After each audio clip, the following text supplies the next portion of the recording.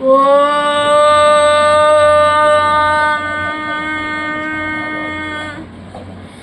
एवं वेद प्रतिष्ठते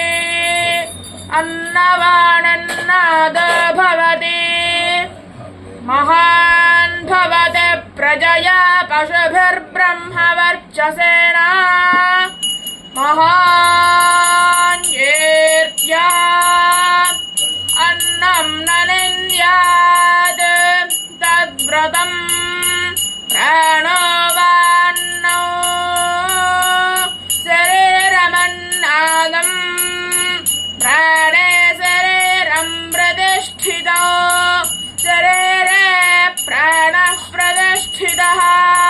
तदेतदन्नमन्ये प्रतिष्ठितं स य एतदन्नमन्ये प्रतिष्ठितं वेद प्रतिष्ठते अन्नवानन्नादो भवति महान् भवति प्रजया पशुभिर्ब्रह्मवर्चसेन महान् कीर्त्या अन्नं न परिचक्षीदात् तद्व्रतो आपो वान्नो ज्योतिरन्नादो अप्सज्योतिः प्रतिष्ठितो ज्योतिष्यापः प्रतिष्ठिताः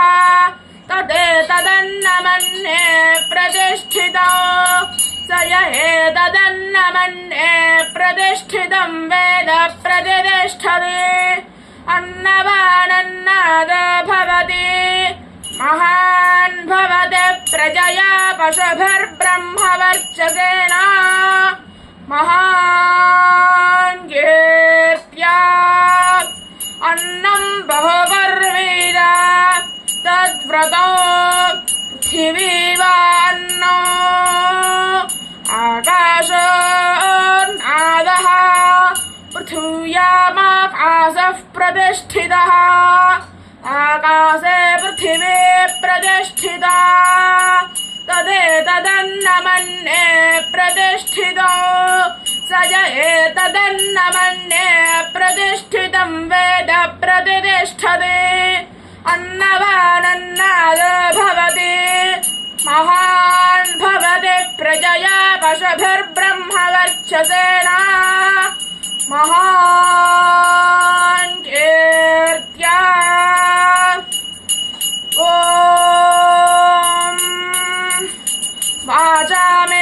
वाचामेन्द्रियेण विसवसन्तमृतॄणां प्रीणामि समाप्रेतः प्रीणातु ग्रीष्ममृतॄणां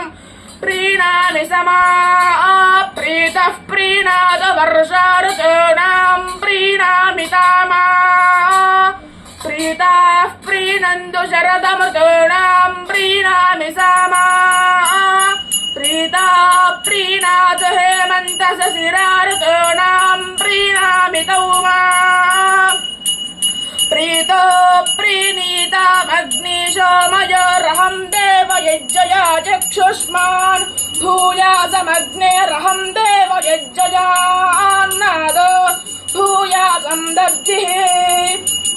ॐ शतमानं भवति शतायः पुरुषस्यतेन्द्रिय आयुष्येवेन्द्रिये प्रतिष्ठति।